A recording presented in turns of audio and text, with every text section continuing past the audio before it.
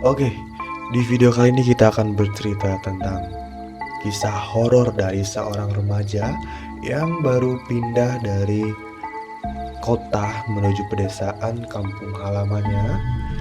Dia mengalami kisah-kisah horor dan mistis dikarenakan desa tersebut masih kental dengan budaya kesenian kuda lumping. Seperti apa kelanjutannya, tetap di episode pertama dari Peta Peristiwa Nyata.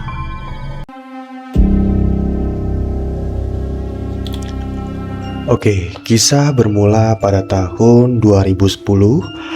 Ada seorang remaja yang baru pindah dari kota menuju pedesaan, asal dari tempat kedua orang tua remaja tersebut yang dinamai Desa Langse, Kecamatan Karangsampung, Kabupaten Kebumen, Jawa Tengah. Nah, dikarenakan nenek dari remaja tersebut jatuh sakit mengharuskan satu keluarga tinggal di desa tersebut.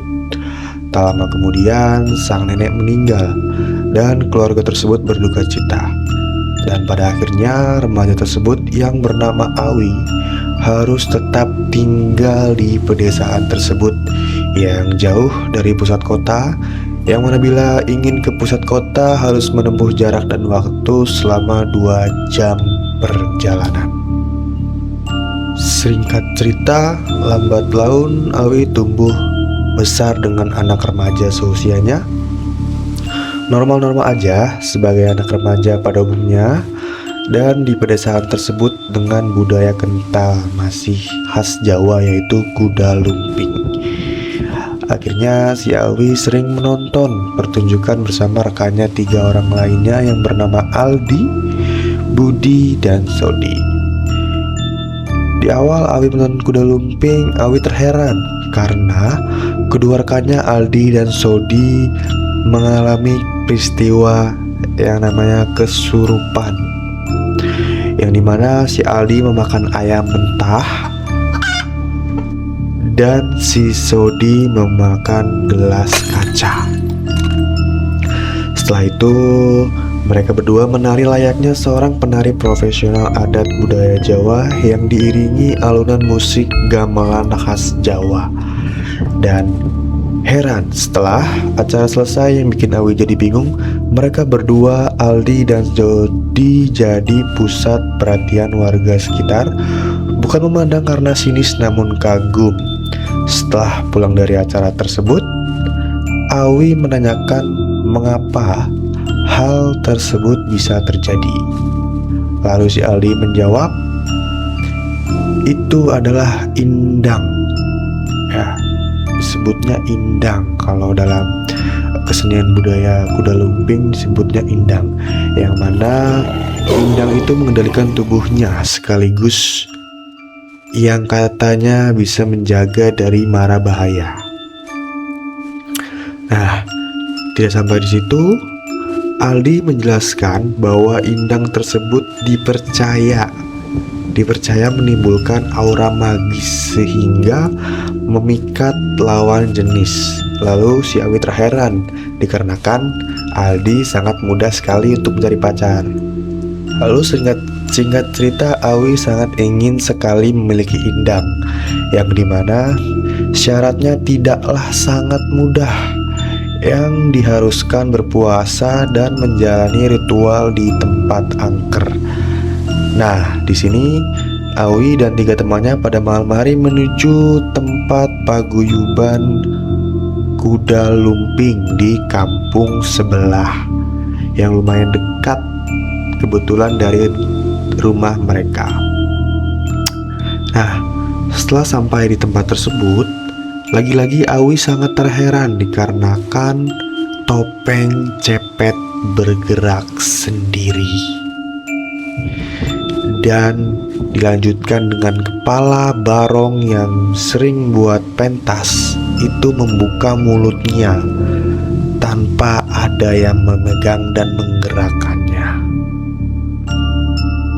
Nah, lalu tak lama kemudian sang pemilik paguyuban yang bernama Pak Rakim datang lalu menjelaskan hal tersebut dikarenakan Awi dan 3 teman lainnya datang di pas malam Jumat Kliwon, yang dimana hal tersebut terjadi karena Pak Rakim belum sempat memberi sesajen, atau istilah gampangnya, Indang itu belum dikasih makan atau kelaparan lah istilahnya.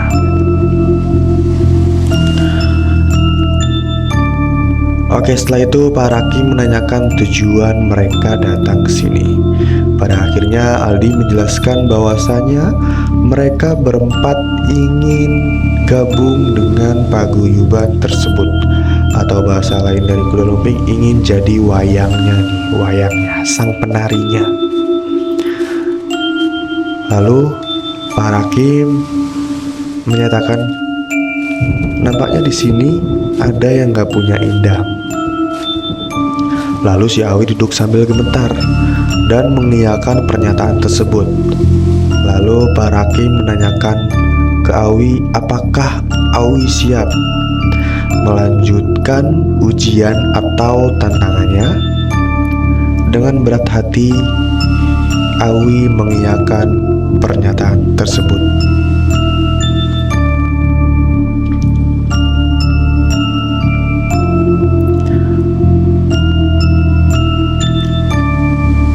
Nah, di sini awal mula petaka dimulai.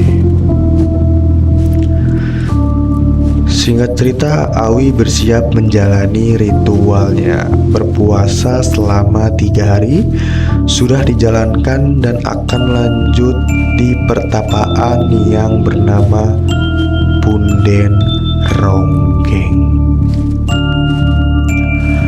Dikarenakan tempat itu yang paling banyak dihuni berbagai macam indang seperti indang macan, celeng, dan monyet.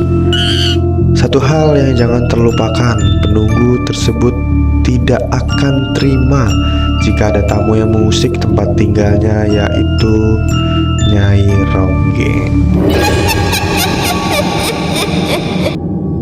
Lalu mereka berempat mempersiapkan perbekalan seperti minuman, makanan ringan, rokok, dan alat-alat penunjang ritual seperti kemenyan, minyak fanbo, dupa, dan mantra yang diberikan Pak Rakim.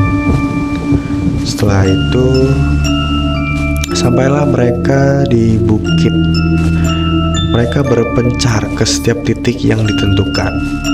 Dikarenakan Budi yang paling netral, maka Budi yang bagian monitoring teman-temannya melalui suara. Jika ada suara teriakan, maka Budi wajib menghampiri teriakan tersebut lalu menolongnya.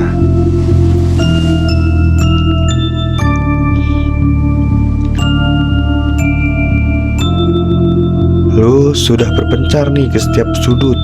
Awi yang masih polos pun berjalan di jalan setapak tengah hutan sambil merinding ketakutan.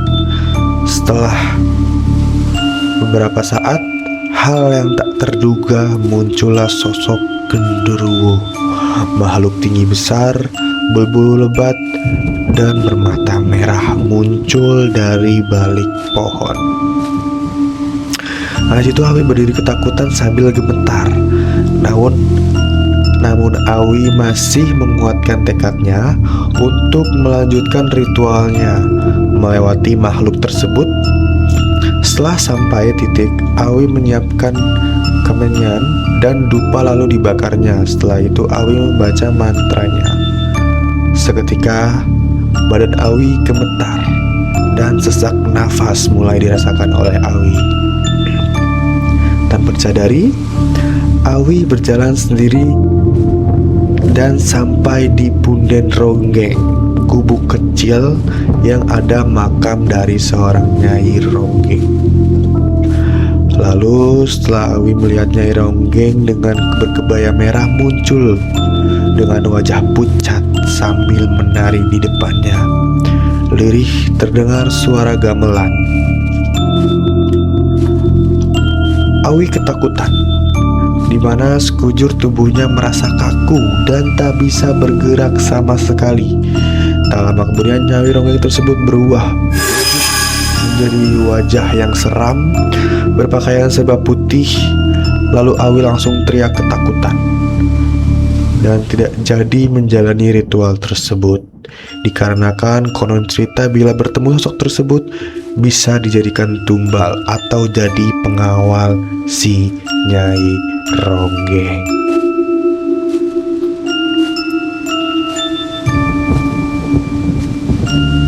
Tak sampai di situ, setelah kabur dan sampai ke rumah, suatu hari kemudian Awi jatuh sakit demam yang tinggi. Setelah dibawa ke rumah sakit, Awi tak kunjung sembuh. Lalu orang tua Awi berinisiatif untuk membawa Awi saja ke tetua di desa tersebut. Nah, tetua tersebut menyebutkan Awi telah melampaui batas dari dunia goib. Dan alhamdulillahnya Awi tidak larut dalam hal tersebut dikarenakan membahayakan diri Awi, sehingga Awi tidak bisa pulang konon ceritanya. Ya betul, kisah nyata itu dialami dengan saya sendiri.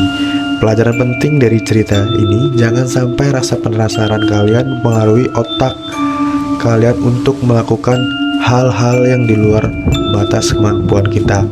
Apalagi sudah masuk ke ranah mistis, terkadang ilmu kedokteran pun tidak mampu menjelaskannya.